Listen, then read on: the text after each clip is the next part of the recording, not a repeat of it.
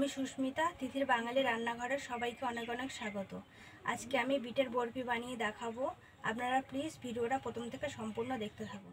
এখানে আমি মিডিয়াম সাইজের 4টি বিট নিয়েছি। এই বিটের খোসাগুলোকে ছাড়িয়ে আমি জলে ভালো করে ধুয়ে নেব।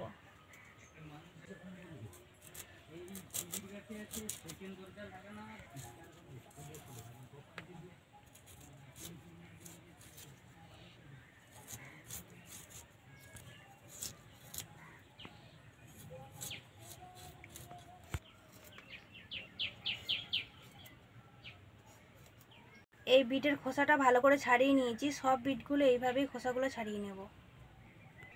জলের মধ্যে দিয়ে দেব। বিট তো অনেকে অনেক রকমভাবে খেয়েছেন, ভাজা খেয়েছেন বা অন্য কিছু করে খেয়েছেন। আজকে আমি ভাবলাম যে বিটের বরফি বানিয়ে আপনাদেরকে দেখাই, তো আজকে আপনাদের সামনে চলে এলাম।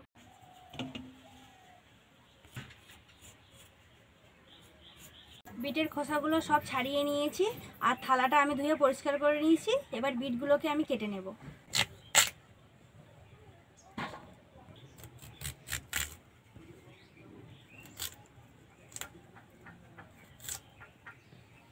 দেখুন এরকম করে কেটে নিয়েছি। এই বিটটা আমি মিক্সিতে বাটবো, সেই জন্য আমি ছোট ছোট করে কেটে নিয়েছি।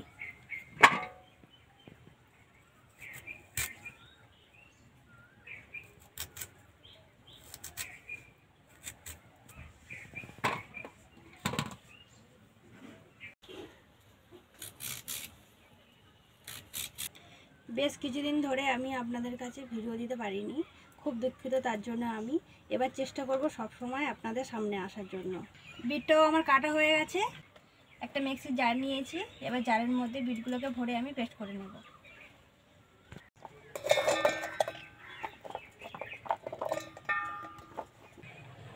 বিটটাকে পেস্ট করার জন্য আমি অল্প জল দিয়ে দেব। পেস্ট করে চলে এসেছি। এবার আপনাদেরকে খুলে দেখিয়ে দিই। এই দেখুন একদম মিহি হয়ে গেছে। এখানে একটা সাদা কাপড় নিয়ে নিয়েছি। আপনাদের কাছে ছেঁকনি থাকলে ছেঁকনি দিয়েও ছেঁকে নিতে পারেন। এবার সাদা কাপড়টাকে আমি ডেস্কের মধ্যে পেতে এই জলটাকে বের করে নেব। মানে বিটের জলটা যে থাকবে, জলটাকে আমি বের করে নেব।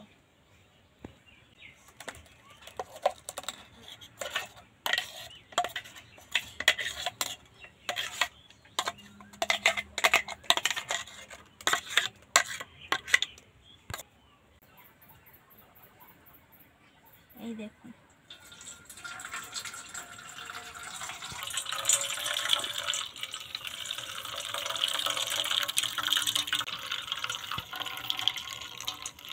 একদম চিপে চিপে রসটাকে বের করে নিতে হবে।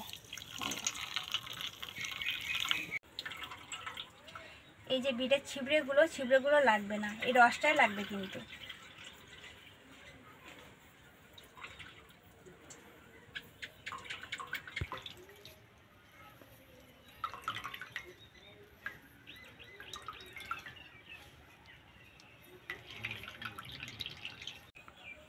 এই দেখুন এবার এগুলোকে বাদ দিয়ে দেবো। উনুনটা জ্বালিয়ে আমি কড়াটা বসিয়ে দিয়েছি। এবার বিটের যে রসটা ছিল আমি দিয়ে দেবো।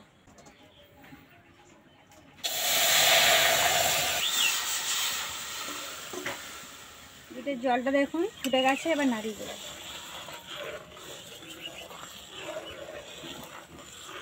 বিটের জলটা কিন্তু অনেকটাই ছোট হয়ে এসছে। এখানে আমি 150 গ্রাম চিনি নিয়ে নিয়েছি। আর মিষ্টির পরিমাণটা যেমন আপনারা খাবেন সেরকমভাবেই নেবেন।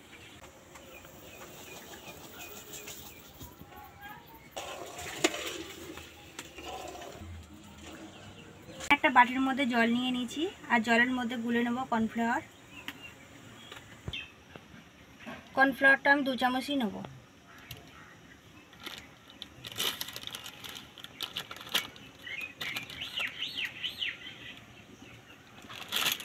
এবার ভালো করে গুলে নিতে হবে।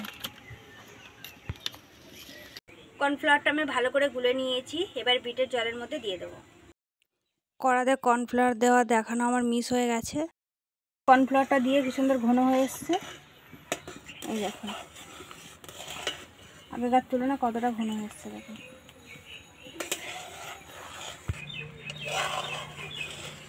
ফুটিয়ে ফুটিয়ে আরেকটু ঘন করতে হবে। এর মধ্যে দিয়ে দেবো আমি চীনাবাদাম। চীনাবাদামটা আগে থেকে আমি এইভাবে কেটে রেখেছিলাম।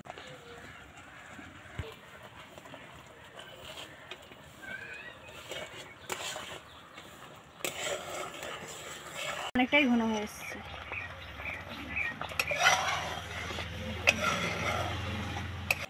এবার 1 চামচ ঘি দিয়ে দেবো।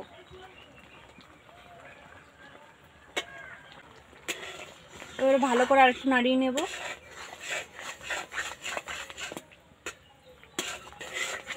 আগেকার তুলনায় অনেকটাই ঘন হচ্ছে। এবার নামিয়ে নেব। এখানে একটা থালা নিয়ে নিয়েছি আর ঘিও নিয়ে নিয়েছি আঙুলে করে। এবার থালার চারিপাশে আমি লাগিয়ে নেব ঘিটা। ঘিটা দিয়েছি যাতে থালার চারিপাশে না লেগে যায়, সেই জন্য, আর তাড়াতাড়ি উঠেও আসবে। এই থালার মধ্যে চীনাবাদাম, কাজু বাদাম আর গ্রেট করে রেখেছিলাম চীনাবাদাম, সেগুলো আমি ভালো করে ছড়িয়ে দিয়েছি। এবার নামিয়ে নেব।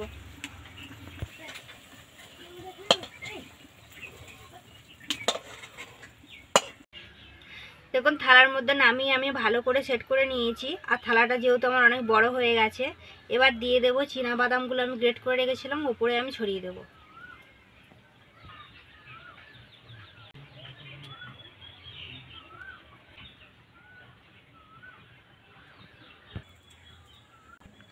এবার আধা ঘন্টা আমি ঠান্ডা করে নেব।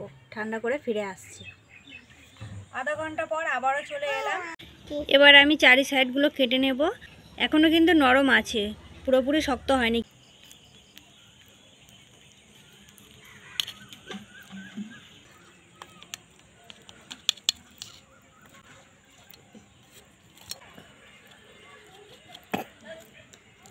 এখনও কিন্তু অনেকটাই নরম আছে। আপনাদেরকে দেখানোর জন্য আমি তাড়াতাড়ি কেটে দিচ্ছি, যেহেতু সুন্দর হয়ে আসছে সেই জন্য।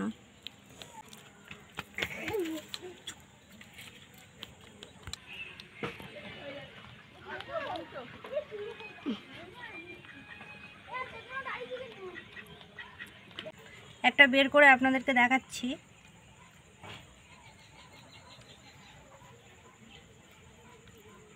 এই দেখুন কত সুন্দর হয়েছে। এই দেখুন প্লেটের মধ্যে তুলে নেব।